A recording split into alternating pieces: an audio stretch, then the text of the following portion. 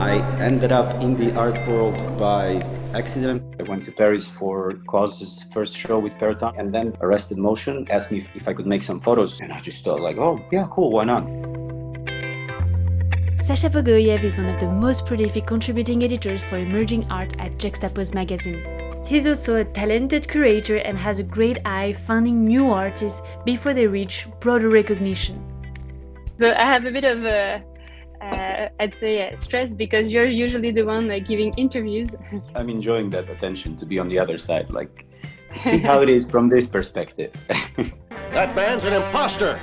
That man is the imposter. So you said like lucky accident, but I'm a bit curious, how did this lucky accident got you into the art world? Series of things. I went to Paris for KAWS' first show with Perrotin, I think. The guys from Arrested Motion asked me if I could make some photos. And they said, and if you want, you can also write about it on the website. I was like, oh, wow, okay, yeah, let me do that. And I just enjoyed it. I had another job on the side, so this was all like just a hobby thing that I was doing. But yeah, it all developed from there. I ended up meeting Evan from Juxtapoz, our editor, and we right away clicked. And I think a month later, I was doing my first interview for the magazine. Wow, that's so cool. So I never studied anything art related. I grew up, I was a lot into skateboarding. I was obsessed with toy machine ads at Templeton's. Later on, I got into graffiti for a while. When I started traveling, I discovered street art. And this writing part, it was always the easiest thing in high school and in elementary school when we had to write an essay or something. That was always for me like, yes, I know I'm done in 10 minutes because that goes really quick. But it was never a thing that I thought I can make a living of that. I can turn it into anything. This is the happy accidents. So we met each other in Antwerp for the show Melancholympics at the Wunderwall gallery. I curated this show called Melancholympics here with the Wunderwall between +1 and Gallery Sophie van der Velde. They approached me with the idea to do something with their project. At the same time, while K Studio was doing this sport theme show, so I was thinking to do something that's going to be connected but not conflicting.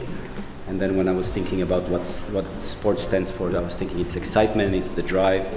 And then I was thinking what would be the opposite of that, it's the lethargy and melancholy. And since this is the year that Olympics were supposed to happen, but they're not happening somehow, because I always like playing with the words, this idea of Melancholympics came together.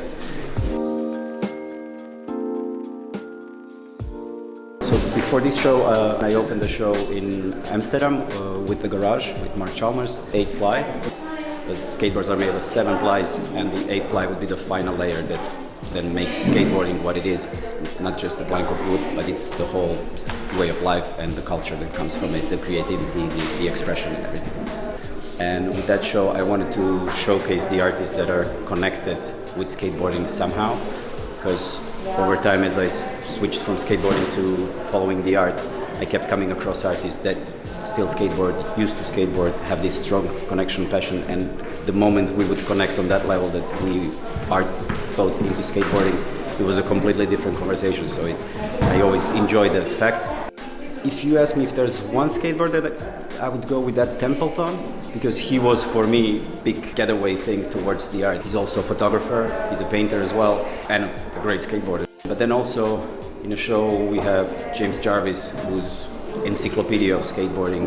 We have Para, who's also a skateboarder. He's an owner of a tired skateboards company for senior citizen veterans. There's Jeffrey Chung, who's promoting and giving place for LGBTQ community within skateboarding. A lot of those guys are in some way particular and special in that way. And now you're opening your 5th curated show in 2020 called Universes 3 at WOAW Gallery in Hong Kong. It started with first Universes, which was in Imola at Tales of Art Gallery, and I had this idea of doing this Universes concept where I would show artists that are either having recurring cast of characters that they are using in their work, or they're having certain settings that they keep repeating, or they're maybe showing some part of reality through a certain filter or modified in a certain way. And because it went that well, we did the Universes too. It included some great artists that were at the very point of getting into the next level of their careers. And then KP got in touch with me about doing something together. Kevin Poon, aka KP, is a creative entrepreneur who founded the WOAW Gallery and Concept Store. He's a trendsetter and brought Kanye West to perform in Hong Kong for the first time. And here we are. The Universes 3 is up now, hanging in Hong Kong. Amazing. What do you believe is your special touch as a curator? With time, I realized I'm drawn towards figurative work. I have this thing that I really like portraiture, but I don't want to recognize the person.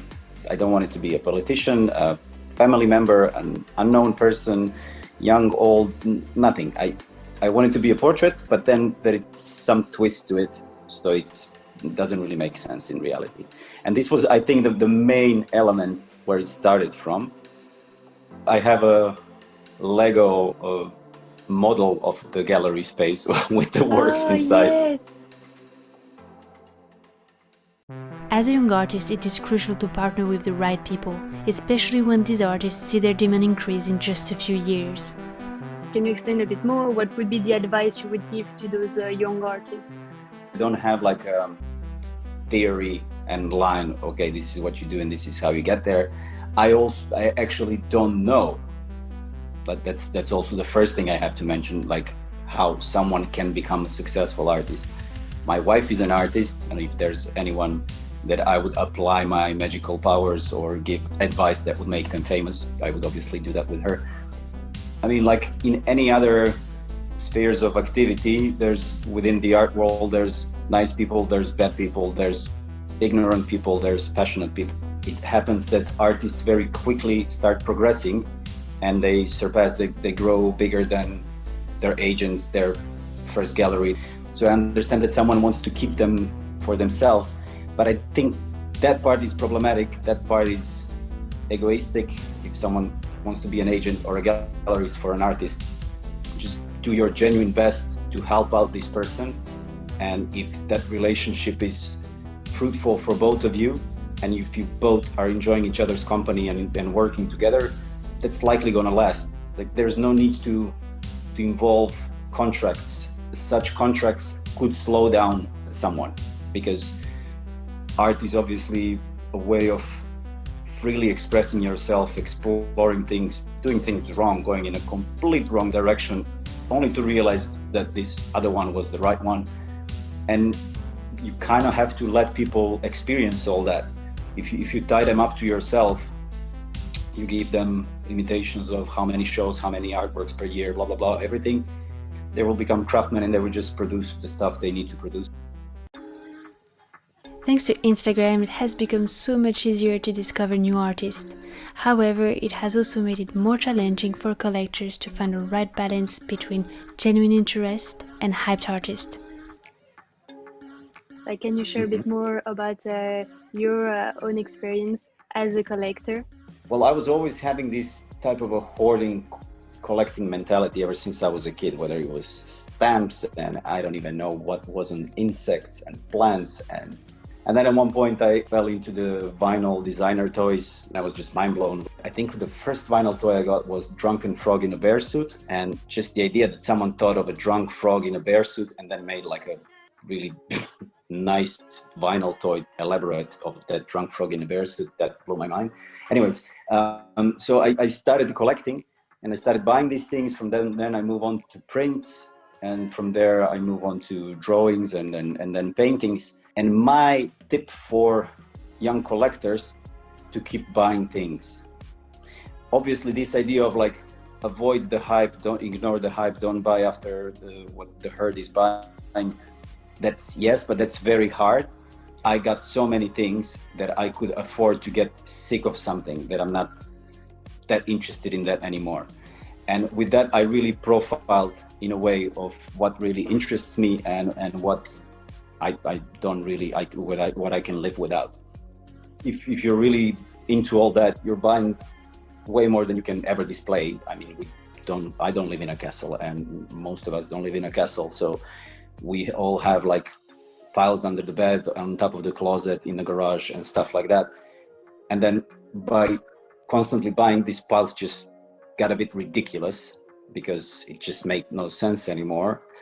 And also for me, an important part was that I moved. And then when I was away from all that and came back home, I was like, oh, I still have that. Oh, why do I have that? What was I thinking? Like, oh man, I need to get rid of that.